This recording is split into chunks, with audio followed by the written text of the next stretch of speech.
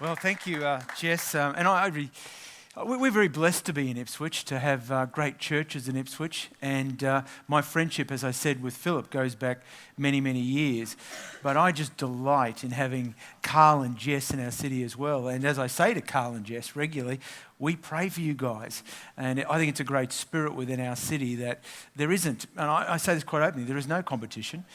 We are totally for Catalyst, and I'm sure Catalyst is for us, just as if we are for other churches. And it just relieves the pressure, to be honest. So it's a fantastic thing. Hey, can I just tell you what I want to do this morning? Is that okay? And the first thing I'd like to do is just say thank you for inviting me. I feel very much at home here. I really do. I think that's important. And I love speaking at the conference last year, and last night I really enjoyed. Thank you for all your warm encouragement. And this morning I'm really looking forward to sharing just a few things about church, if I can do that. Now, I understand yesterday Phil was incredibly practical, and just the comments, Phil, have just been brilliant. Last night I was just trying to challenge you about your dreams, and this morning I want to go about halfway. Is that okay? So I want to talk about, the strategic moments in the life of a church.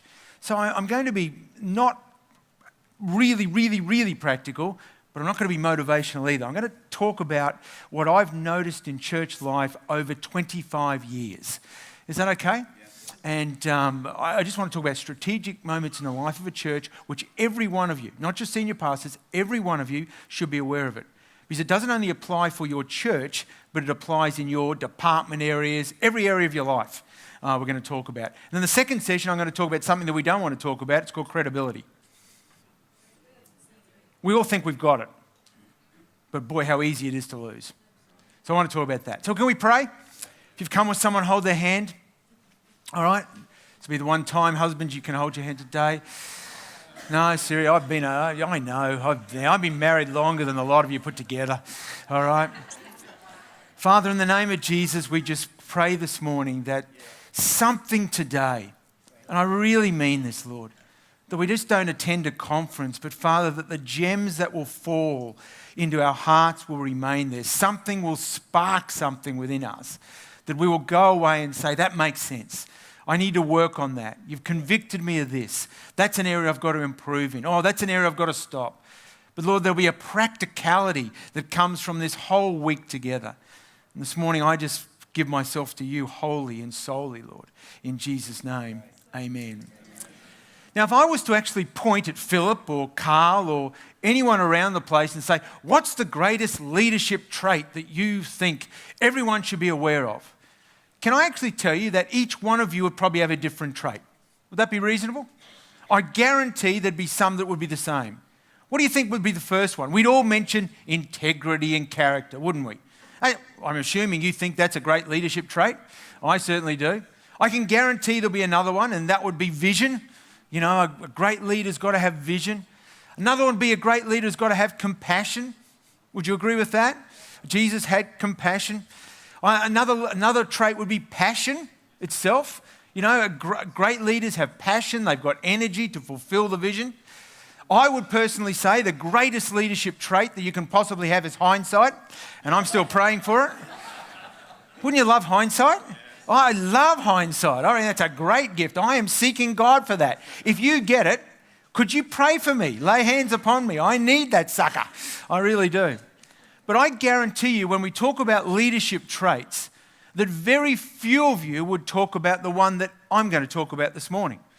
Now, I'm not saying it because I'm arrogant and saying, I know all about it. It's just that I don't think I've really examined this trait until recently. Then all of a sudden I realised how important this trait is. Now, I'm not elevating it above any other traits. Can you just get that straight away? But I've got to tell you, if I could pray and receive this immediately, I'd pray for this one. Here it is, foresight. Now, I want you to think about that. Foresight. In fact, Robert Greenleaf, who I think has still written one of the great books on leadership at a time when leadership books weren't exactly being written, and it's an older book, it's called Servant Leadership. He writes that foresight is the lead that a leader has. It sounds basic, doesn't it? But the essential foresight in a leader it's that ability to anticipate. Wouldn't you like that? to anticipate. It's far-sightedness. It's intuition. It's that ability to actually see that issue before it happens almost. Can I tell you from my experience, and I've been a leader now, not only in church life, but as you know, my background in a legal practice prior to that the majority of leaders, and I'm including myself in this, are mainly leaders that lead by reaction. Can I explore that a little bit with you? In other words, what happens is that you tend to go from not necessarily crisis to crisis, but that occurs, but you go from issue to issue. You react to certain issues, and you find that all day and all week and all month and all year, you get to the end of the year and you think, all I've done is react. Oh, I've responded to that and I've reacted to that. I've been pulled this way or that. Well, the answer to a reactionary leader is a leader with foresight. And the great quality of foresight is simply this. It's the ability to recognize a moment before it happens. Now, let me stop there and say this. Most leaders probably have that in them, to be honest. Most leaders have that ability to actually see this moment coming up and say, I think that's going to be significant in the life of the church or the life of a department. I mean, I think we could even put it into family life as well. You know, those moments in family life, you just know they're significant. You're hearing what I'm saying. But I don't think that's foresight. I think foresight is more than just recognizing the moment, because to be honest, the majority of us do that. But the second part of it is they know what that moment represents and they know what to do with it. That's the key to foresight. Now, in a missional church that we've been talking about, with a church on assignment, you are going to have this ability. You're going to have to develop it. The ability to actually see something, especially when you are doing things in the community, when you are doing events, when you are doing programs, when you are setting strategies. It's not enough for you to actually see that moment ahead of time. It's then to know what you do with that moment. Are you getting this? And I've discovered that most leaders don't do that. They tend to just react all the time. I'm trying to develop in my own life right now the ability to stand back a step from the hurly-burly of ministry life. Because can I tell you, it's the hurly-burly of ministry life. Do you know, I'm going from this conference to a funeral tomorrow. I've got a theory on funerals. They come at the most inconvenient times. You know what I mean? I've never known one to come at a convenient time for me, and I've never known a minister who says to the family, look, I'm really sorry about the death in the family, but it's just inconvenient. Sorry, I can't do that funeral. Are you understanding what I'm getting at? So if you want a ministry life that's nice and calm, well, I won't even go there.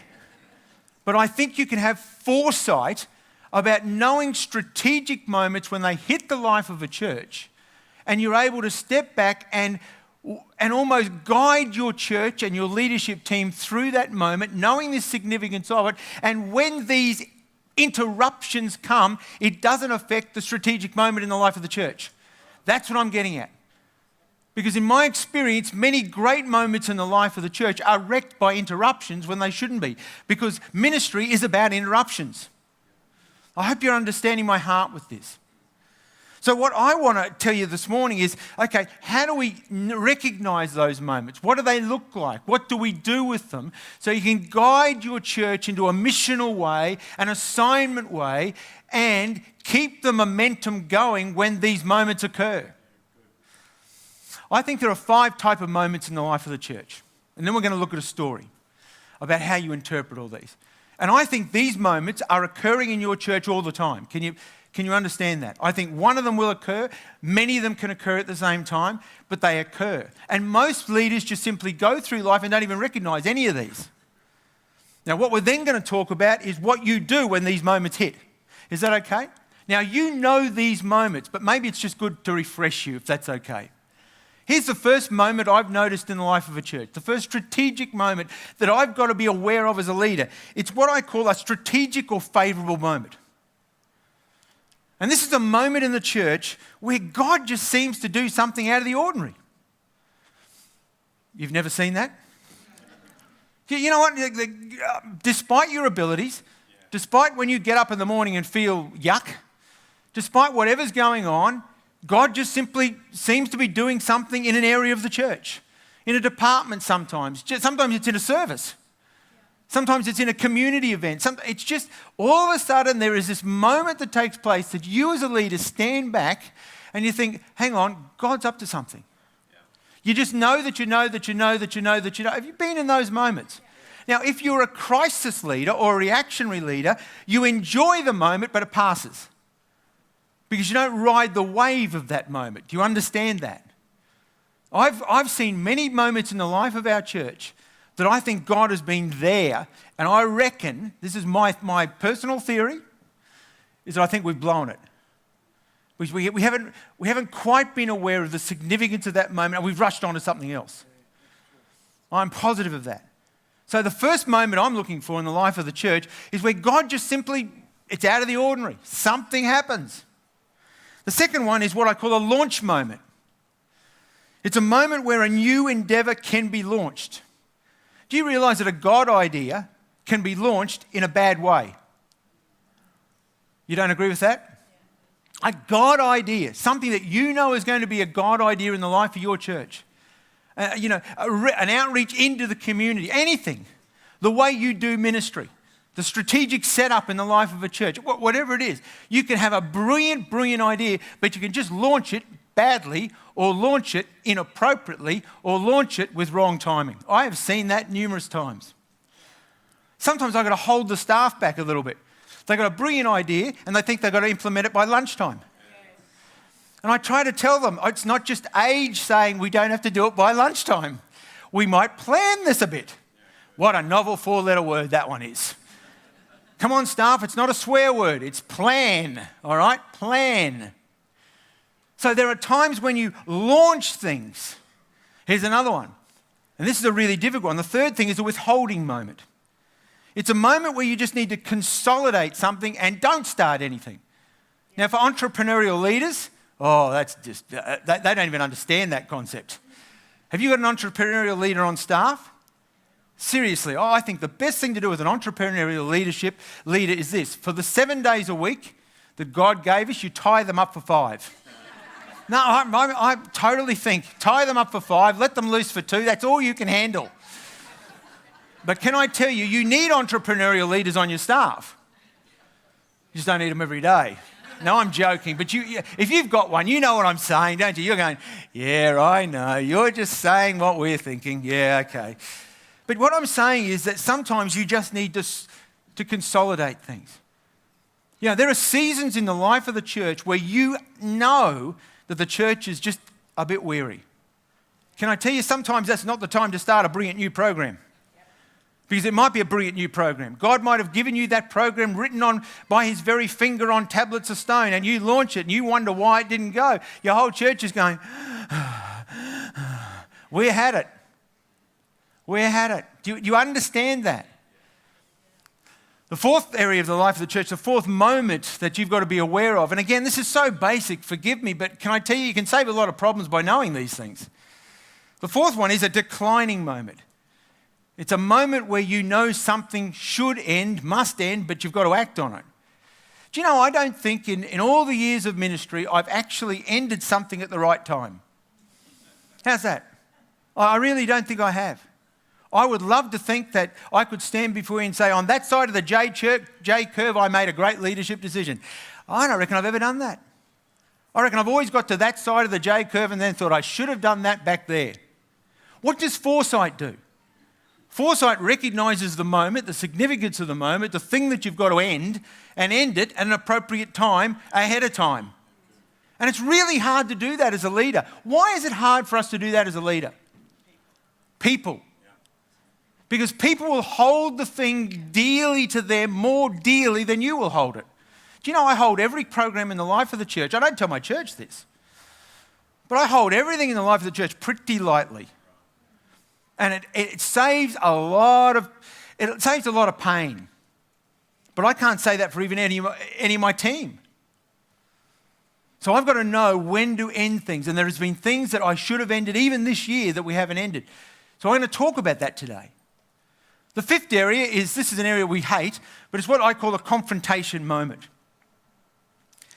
A confrontation moment. Do you know how just as a free extra, do you know how you change culture in the life of a church? Here's how you change culture. 3 steps. This is for free.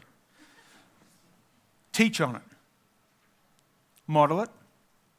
Last one. Did you notice the sequence? Last one, confront it. Here's what we do as pastors. Confront it. I may model it. I'll think about teaching on it. But there are moments in the life of the church when you've done all you can, but there is a specific person or a specific issue or an aspect of culture that has to be confronted. Can I tell you, you need to get that timing pretty right. You need to get that timing right. You know, there are some times, and I'm going to talk about this in the second session with credibility, there are times when I have to just stand before the church and talk about an issue. Do you know what helps me? The right timing and credibility. The right timing and credibility. I had to do that last weekend. I was saying to Murray, we've had a sound problem for quite a while, and can I tell you, I should have addressed it 6 weeks ago. But, you know, ministry got a bit cluttered. Some things happened personally that I was a bit, that put me off balance a bit. And I knew that I knew. It was foresight. I knew we need to address this thing. I knew it was hurting our services. Knew it. I couldn't quite get my team to recognise it. But that shouldn't have stopped me. It shouldn't have stopped me. 4 weeks too late, I addressed it. And wouldn't you know it? I mean, this is a really irritating part about church life. I do it all pastorally and fatherly about the sound issue, and I won't tell you what's going on. They then clap me. One of my team comes up and says, "Oh, wasn't it good that they clapped you?" I said, "No, it wasn't good. Do you know why they were clapping me? Because finally I was going to do something about it." No, it's the truth. Finally I was going to do something about it. See, there's a time for confrontation. All right? Just because you have to confront something doesn't mean you've got to do it immediately. But don't do it late. So what I want to go through now in the time that I've got left is simply this, is that I want to take a moment from the life of the Bible. I actually believe the Bible is filled with examples of everything we need as leaders. I actually do. Philip and I have been doing devotions about the same length of time. We learnt them, actually with Phil, we learnt them in Hawaii, way back.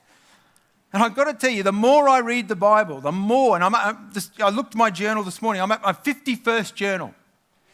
And I looked at that journal and thought, the life lessons that are in this book, it's worth reading. It's worth reading.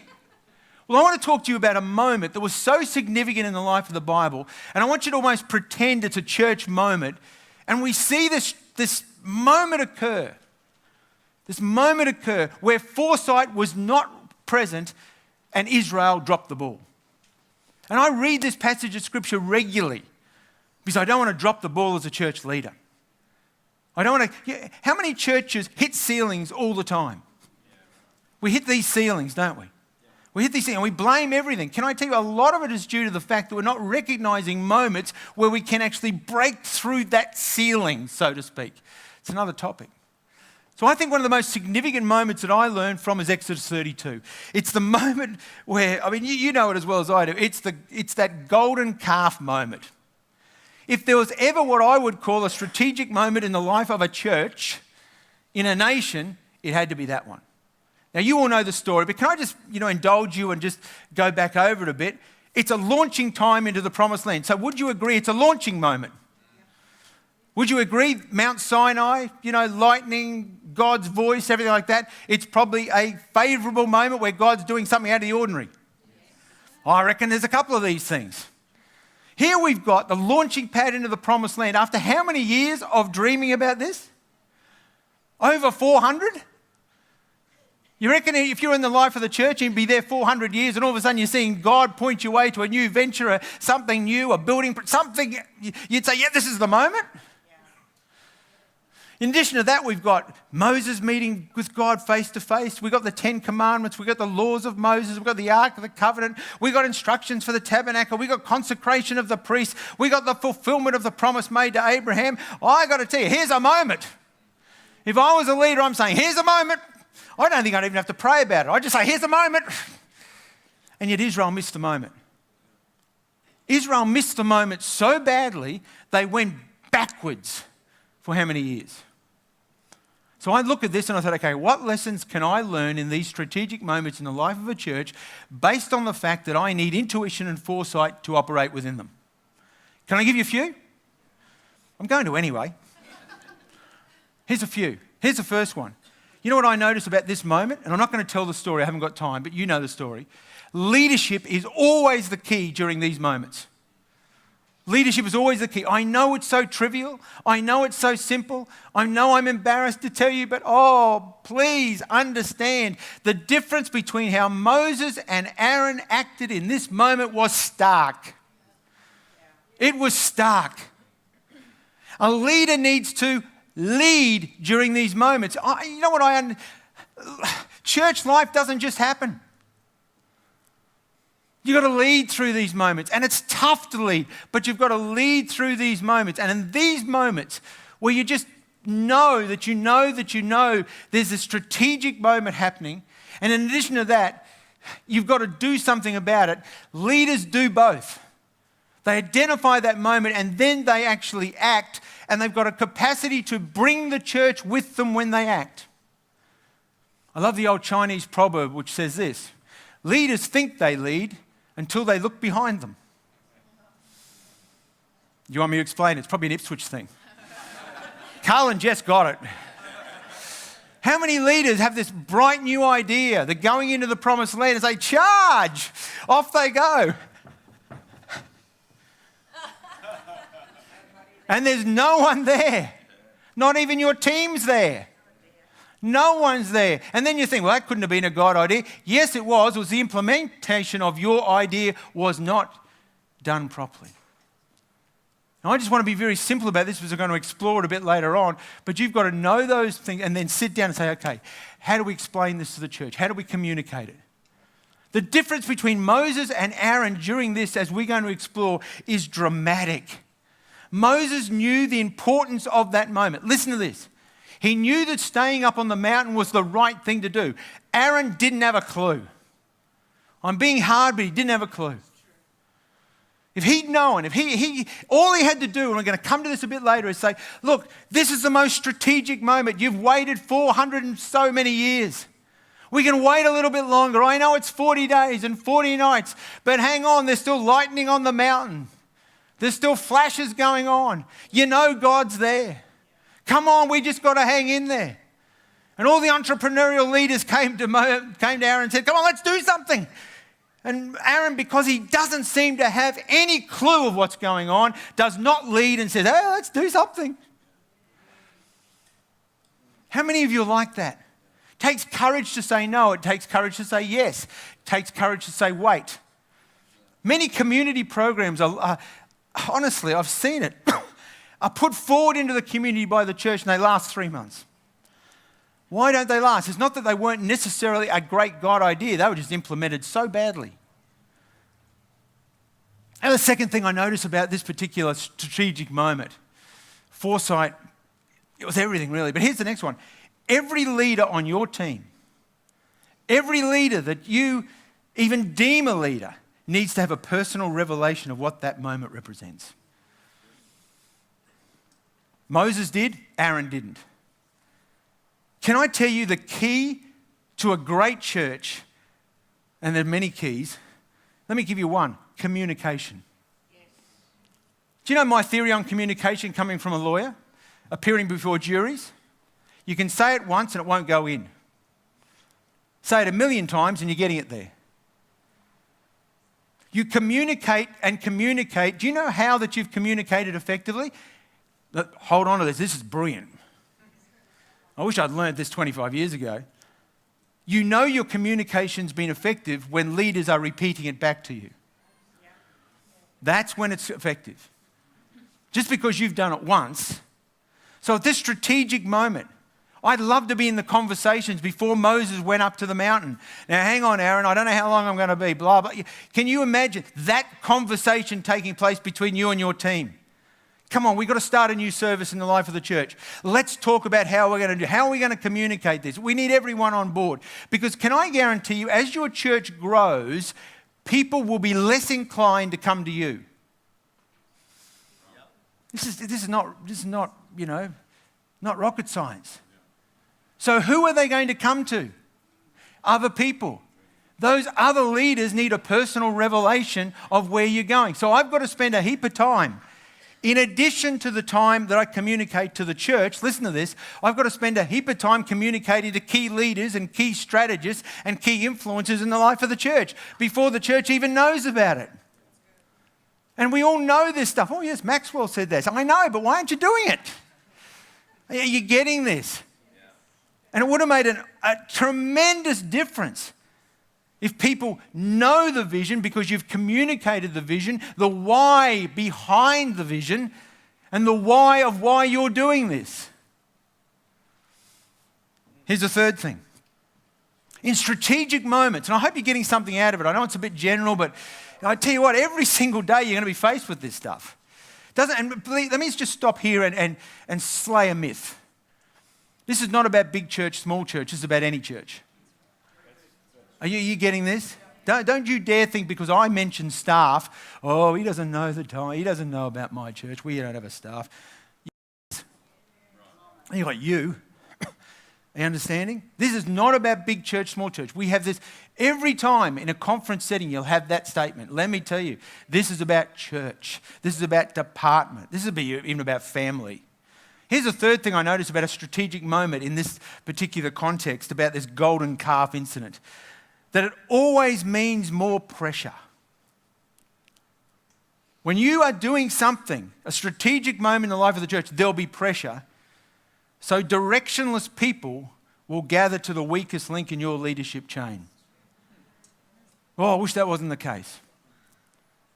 There's always pressure when you're launching something. There's always pressure when you're stopping something. There's always pressure when you're conforming. Do you know ministry is about pressure?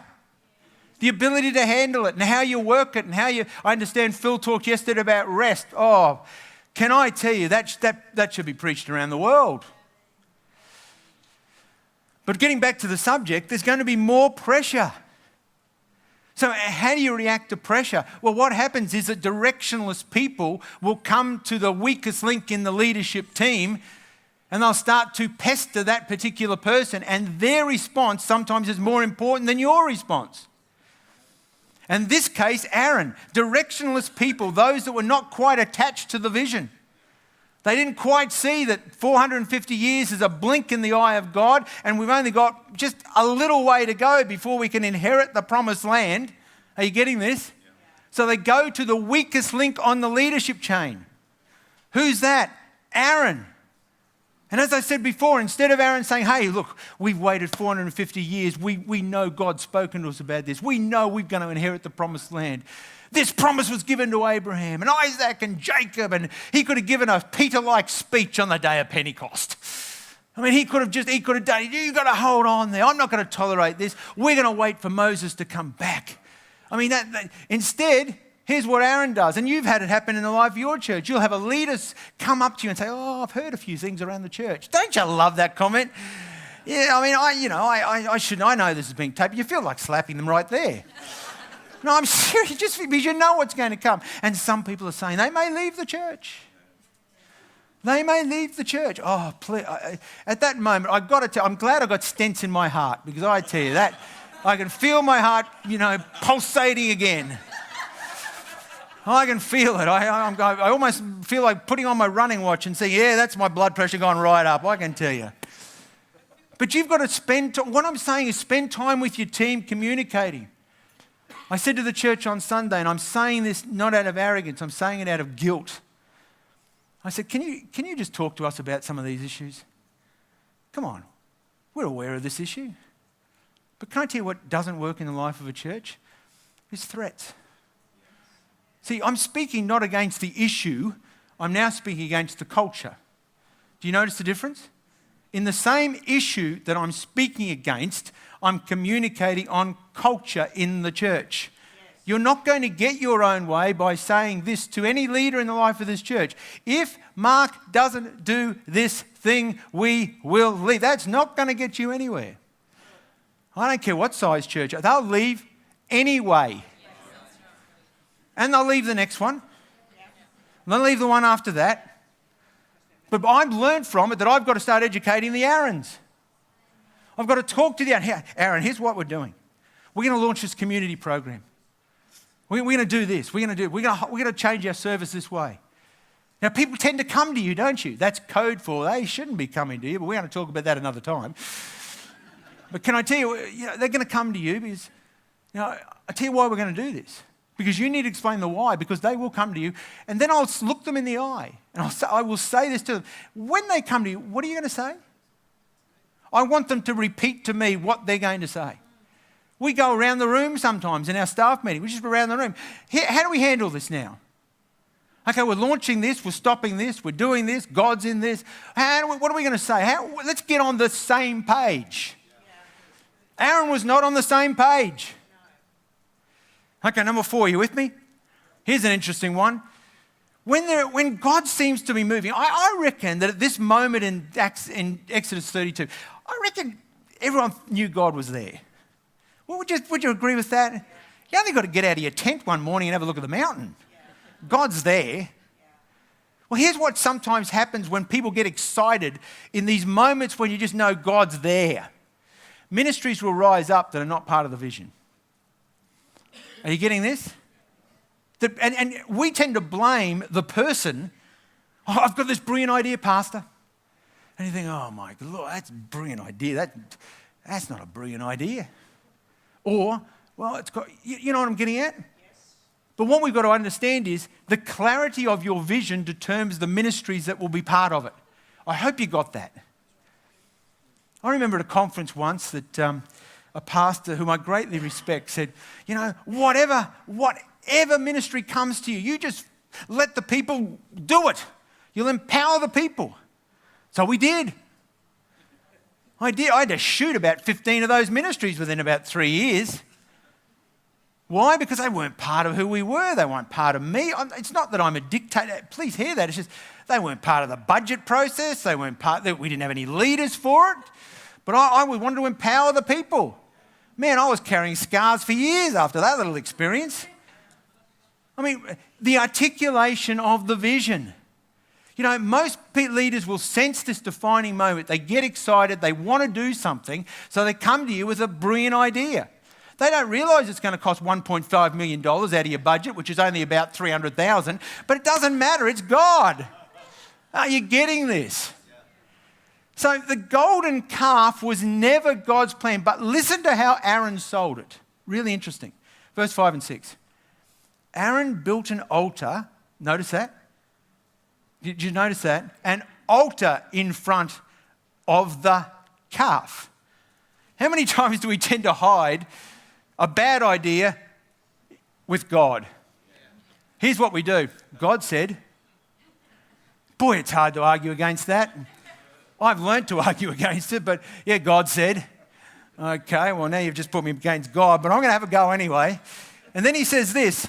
He says, tomorrow will be is it up there? What is it? A festival to who? We're selling this golden calf pretty well, aren't we, hey? We're not just going to build an altar. We're going to have a festival to the Lord. Not only that, we're going to get up early. That's always godly. And we're going to sacrifice burnt offerings and peace offerings. Oh, I've got to tell you, this is a God thing. And everyone's saying, hallelujah. Oh, I can see the altar. Oh, I love altars. We're going to get into the altar. Oh, and burnt offerings and peace offerings. This is God. No, it's not. You can never create an Isaac from an Ishmael. And you can't do it through hard work. You certainly can't do it through prayer. You can't do it through spiritual disciplines. You can't do it through great communication. It's always going to be Ishmael. So it takes courage for you to articulate that vision, the umbrella of your vision, what you are called to do, and then motivate and empower people to get behind what you are called to do. And it takes courage to look someone in the eye, and we've had to do that as a church and say, look, I know you've got this passion for this, but we can't do that. We don't feel it's part of where we are. But look, I've got to tell you, this church over there, they are passionate about that. Maybe you can fit there, and to be honest, it'll be the best place for you. Because all you're going to do here is be really frustrated at me. Boy, that takes courage. Because many of you don't see the person walk out, you see the tithe walk out. I shouldn't have said that, should I? Philip's going to rap me on the knuckles at morning tea.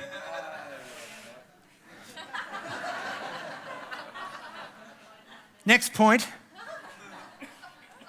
But before I leave this one, do you notice what happens in verse 20? Oh, I think this is one of the saddest verses of the Bible. They do the golden calf. Moses takes the calf that they'd made, burned it, ground it into powder, threw it into water. I hate this next part. Come on, why don't you read it with me? Forced the people to drink it. There'll be consequences. There'll be a fallout. Because what happens is those people attract other people to that part of the vision. When you stop the vision, what happens? They're going to be just as disillusioned. Wayne Cadero taught me an interesting thing. He said it's not about vision per se. It's about explaining the why behind the vision per se.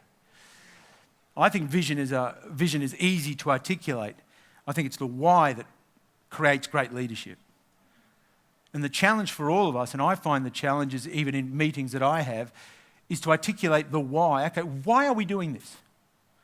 Why do we do that in that service? Why do we have that community program? Because if we can't explain the why, can I tell you, someone else will explain the why for us, but incorrectly. I hope you got that, because that's a really relevant issue. All right, are we still with me? Let's go to the next one. Come on, it's very quick and very basic. During these great strategic moments, do we have the ability to have foresight? Let me tell you one bit of foresight you've got to have. Number 5 is that God will test you as a leader during these moments. Don't you love that? You were starting to enjoy me until this point, really? God will test you as a leader. Why? Because he wants you to see your capacity. He knows your capacity, but he wants you to see your capacity. So let me stop there. If God is looking at your capacity, what should you be doing as a leader to your other leaders? You're looking at their capacity. Can I tell you, I don't look for capacity in leaders when everything's going brilliantly. I never look at good runners at the start of the race. I even look good at the start of the race. I'm telling you, a few months ago I did a relay with these semi-professional athletes. It was the funniest thing, honestly. There's these guys that are in the early 20s, just fit. And there was a relay, so they put their strongest runners first, and my team put me. It's brilliant. They're all in their early 20s. Some of them are sponsored by Nike and everything like this. We're on the starting line. There's 5 of us. 4 of these elite athletes, and there's me. And they charge up. By the time I looked up after 3 strides, they were 20 metres in front of me. And it just got worse from that moment onwards. It was just absolutely hopeless. Hey, can I tell you? But when I started at that line, I looked absolutely brilliant. I looked at the way they stood and stood like that. Everything was better. I had to bet. I reckon I was even dressed better.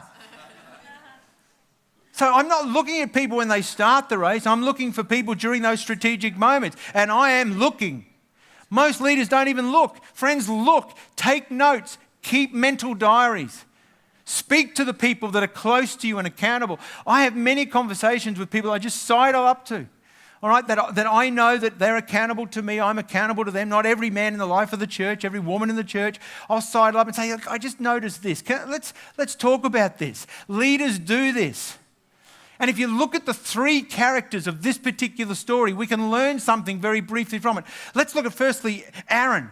What did Aaron do during this particular moment? Things that we all do. He didn't turn to God. He didn't seek advice from Moses. He didn't get to the bottom of that mountain and sort of wave. Would you have done something? He was a populist leader. Hey friends, be careful of populist leaders. They'll be everywhere in the church. And he caused the nation to stumble. Are you getting this? Look at Aaron, study Aaron. There were a number of things that I reckon he could have done. Again, I'm praying for that gift of hindsight. It's good, isn't it? But I reckon we could have done a little bit better, Aaron. Look at Moses. What happened when Moses came down from the mountain? Come on, what happened? Clear leadership. He knew a principle that you've got to understand when it comes to strategic moments in the life of the church. He understood foresight. He knew that delay was not denial from God. He knew 40 days was nothing.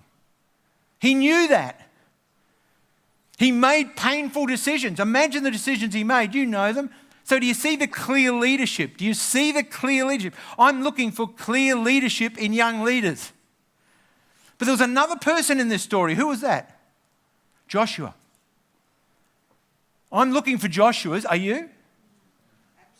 Well, here's Joshua's credentials. He stayed at his post. He stayed with the vision. He stayed with the leader. He did not leave. Now, he misinterpreted what was going on, but that's just youth. Are you getting this? That's just young leadership. But he got the essentials right. Moses and God together say, hey, there's the boy. I reckon he could lead this thing after me. Are you getting this? There's a potential leader. I'm looking for this leader over there because I've got this idea in my head about this particular area of the life. I reckon we could do this. This guy's been proven. Do you understand? So during these moments, I'm not just looking at guiding the church through the moment. I'm looking at the leaders within the moment. It's really, really relevant that you do this. Okay, next one. This is what I've discovered. I want to spend a little bit of time on this one because, oh man, this is church life in a nutshell. During these moments, relationships will always be tested. Do you know there was a survey done recently, and it's been repeated now twice over the last 30 years. Do you know the main reason that people leave the life of a church? The main reason still after 30 years. This stat has not changed. Conflict with some other believer in the life of the church. We're Christians, aren't we? If anything, that should not be the number one factor. But I reckon over 20 years in ministry, I reckon that's right. So what I've noticed is that when strategic moments happen, relationships are really, really tested in the life of the church. And I think there's three types of relationships that will always be tested when you're launching something, stopping something, confronting something. And you've got to have the foresight to see these relationships and act beforehand. I reckon the first relationship that's tested is you, Moses, you and God. I know we don't want to talk about this stuff, but I've had Job-like conversations with God occasionally. Now, obviously from the reaction, Philip, no one else has. It's a very godly bunch. Just me. But I love the conversation that Moses has. Friends, do you know that it's healthy to have those conversations with God? I'd rather have those conversations with God than allow it to come out when I am preaching. Where's the majority of my ministry and your ministry done, friends? It's unfair. Where is it done? In public. Have you been in public when you've got something in your heart that you should have got rid of, and then it just comes out? It's 2 foot out of your mouth, and you think, "Oops, that shouldn't have come out." And then you try to fix it up, it gets worse. And then you try to even fix it up more, it's even more worse. By that stage, the front row is actually going. They're leaving the church, and you're still trying to fix this thing up. You've never done that. I have. Well, here's Moses in his conversation before God. I think this is the greatest conversation in the Bible. Verse 7. The Lord says to Moses, "Quick, go down the mountain." Now listen to this. All right. Your people, this is to Moses, your people who you brought out of the land of Egypt have corrupted themselves. Now, I love Moses' reply. Moses, he says, "Oh Lord," I love the way, like I said last night, they all start off nice. "Oh Lord." Then he says, "Why are you so angry with your people who you sent out of the land of Egypt with your great power and your great hand?" There, take that. You had that sort of conversation with God? Hey friends, it's healthy. I have a counsellor. Do you know why? Because sometimes I can't hear back from God on these conversations. So I have a counsellor. He's sitting on the front row. You wonder why Philip got grey. It's got nothing to do with age. It's the coffees with me over all those years. But here's another relationship that's tested. Moses and Aaron. Friends, can I tell you, the leadership teams break up because of conflict. Foresight, sometimes leadership teams will break up, hear my heart, but a lot of them can be stopped by foresight. The ability to notice, if I make this decision, I got to do some work with this person over here. And Moses and Aaron, wow, what a conflict that took place. Come on. I got to spend time with my leaders more than anyone. We're trying to launch something or trying to stop something, or we've got a problem in the life of the. Are you hearing me? Moses and Aaron's relationship was tested to breaking point. But there was one other relationship that was tested. It was Moses and the people. Hey friends, can I tell you? I'm just going to really just open up for a minute. Philip and I have been in church life long enough to have heard the most terrible things being said over a pulpit. Do you know what I mean? I don't know where to go with this, but your frustration can never be taken out on the people. Come on. Oh, that didn't work. I should have done that. I should have stopped that. I should have addressed this earlier. And then all of a sudden it comes out. And your relationship with the people is tested at those times more than any other time. And none of us are exempt from this. We've all done things and said things and wish we could take them back. But foresight gives you the ability to test it out. Do you know what I find myself doing? This is a good point. If I'm going to talk about something, I'll bounce it off a couple of people first. I know that you believe spontaneity is the Holy Spirit. Can I tell you? They might have the same S there, but that's about the end of it. Okay, are you hearing me? Now, I'm not against spontaneity in the Holy Spirit, but a lot of it's not. Think through, plan through, seek advice. If you've got a spouse, try that little gem. That's a good one. The number of times my wife has acted like God, only much more harsh. That has got to be the dumbest thing you've ever thought of. You're not going to think about doing that. I listen to that. I'm not scared of God, but I'm certainly scared of Gail. 2 G's, I'm telling you, I got that. I got it. All right, I've got 5 minutes to go. Sorry, Claire. 5 minutes to go. Here, we're going to do 4 really quickly, but these are the best 4, I reckon. Here's number 7. All right, during these moments, listen to this. Weak leaders blame others. Friends, I'm on a campaign in our leadership team right now that I want to let you in a secret on. I'm tired of hearing excuses. I want to start hearing some answers. I could make a heap of excuses. So I'm listening to their speech. Their speech will determine something that's going on within them. Okay? You know, we've all got the capacity to make excuses. Listen to this, verse 4. Aaron, this is how the golden calf was created. I'm going quickly. Aaron took the gold. Who took the gold? Come on, say it. Aaron. Who melted it down? Who molded it? And who shaped it into the shape of a calf? I love Aaron's explanation to Moses. Don't you want someone like this on the team? Hey, you know yourself how evil these people are. Excuse number 1, blaming the people. All right, we could grow this church if it wasn't for the people. All right, we haven't got the leaders because of the location. I mean, we've heard it all. But then he goes even further. He said, I told them, whoever has gold jewelry, take it off. And when they brought it to me, I simply threw it into the fire. And look what happened. Look what happened. Look what happened. Out came a calf. A calf. Wouldn't you like that bloke on your leadership team? All right? Not only does he make excuses, but he lies. I didn't have anything to do. Honestly, man, I just threw that sucker in and out it came. It's a miracle. It must have been the burnt offerings or the peace offerings or the altar we put in front of it. It was a miracle of God. Yep, I'd slap him too, all right?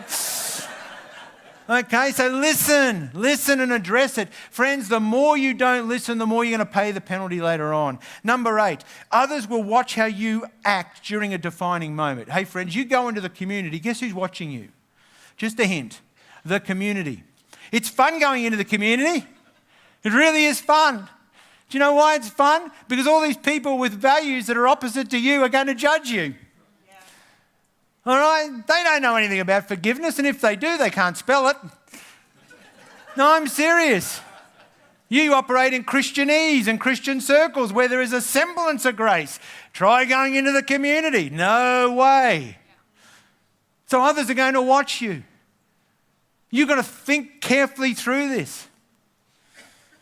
I love the way Moses says to God as if God needs educating on it. Verse 12, when the Egyptians say their God rescued them from the evil intention, with the evil intention of slaughtering them in the mountains and wiping them out from the face of the earth. Here's what Moses is saying. Hey, God, let me tell you, the Egyptians are watching. Can I tell you, your community watches you more than you know. More than you know. So when I'm launching something into a community, when I'm doing anything, one eye, one ear, I'm on the community. Who do I need to talk to in the community? Who do I get on side? Who do I need to explain when something goes wrong? And it will. Who do I need to build relationship with over a lengthy period of time? Recently, someone came to me and said, how do you know all these politicians? Hey, I went to school with half of them. I was in law school with 2 of them. I reckon I know them. Do you understand? It just didn't happen yesterday. It's a lifetime of building a relationship. It's a lifetime. Okay, last 2. God is gracious about our mistakes during these moments. I won't go into that. I'm glad God's gracious, aren't you? Because you will make mistakes in strategic moments. God knows our humanity. There'll be consequences. Let me give you the last one and then I'm done. I reckon this is really important. Do you know when you launch something or you stop something or you embark on a building program or you do something that is always going to be a challenge? Would you agree with that? Then I find that every time I've done that, there will be a time when something goes wrong. I'm not being negative, it just does. Do you still realise the enemy does not want you to advance? You've got to understand that. So you've got to remind God of his promises. I know this is not, a practical thing, but in a way it is. The number of times I've had to get on my knees, do you know how lonely sometimes leadership is? You launch this thing, and for the first few weeks, it doesn't seem like it's going anywhere. I know you've read all the books where it says, I launched this and we had revival, but sometimes it doesn't happen that way. Well, I love the movie Field of Dreams. I wish it was true. You build something, it'll come. I preached that sucker. I preached that. It was not right. Let me tell you, when I built that thing, we had people leave. Build it and they'll come. I would like to get Kevin Costner in a corner, I'll tell you that. We'll teach him about build it, it'll come. But sometimes you've got to get before God because you're the only one who still believes in this thing. I'm serious. You're the only one. And that's why you're there. It's called leadership. And you get before God and you can't even pray, but you say, God, I remind you of the promise. That's what Moses did. I love this verse more than anything. He says this, remember God. Remember your servants, Abraham and Isaac and Jacob. I love the way this boy prays. You loved Abraham and Isaac and Jacob. Just remind me of those. Then he says, you bound yourself with an oath to them, saying, I will make your descendants as numerous as the stars of heaven. And I will give them all this land that I've promised to your descendants, and they will possess it. And so the Lord, what? Changed his mind about the terrible disaster he threatened to bring upon his people. I'm glad there's a Moses in this room who's prepared to, during those strategic moments, still have foresight, still have the ability to believe, still hang on to the promises of gall, and have the heart and have the courage to get before God and say, God, I am struggling. Wow, this thing is not working like it is, but I believe you spoke to me. I believe this was meant to happen, and I'm going to hang on to this thing no matter what. No matter what. I remember the time when we launched our building program. Man, the day before we were due to break dirt, I got a phone call at 10 o'clock at night from our project manager.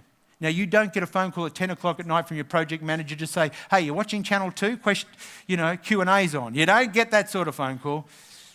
And he said, mate, I just wanted to let you know the builder is going to the Supreme Court tomorrow to declare himself bankrupt. Day before. I remember walking up to the top of our land where we live. I was speechless. Have you ever tried to sell a building program to a church that's way bigger than you? You've gone from one location to another, out to the back of nowhere at that particular time. You're standing before the church, pleading for money, begging for money, bleeding for money. You've done it. And then the launch point, you have planned your whole message around the fact that the ground's going to be tilled this week. Oh man, you've got a beauty on that one. And the builder goes broke. And I remember walking up and looking at the stars. I remember like it was yesterday. I couldn't even pray. And then I remembered Abraham walking out of his tent and seeing the stars. When Sarah's barren and he's too old. And I just said, oh God, it was a miracle we got the land. You've got to be with us. That was about it. That was the length and breadth of the prayer. So I'd appreciate your help. Then walked back and went to bed. Sometimes you've got to remind God of your promises. Hey, can I tell you, intuition is developed through experience and good sense. Try it. It helps.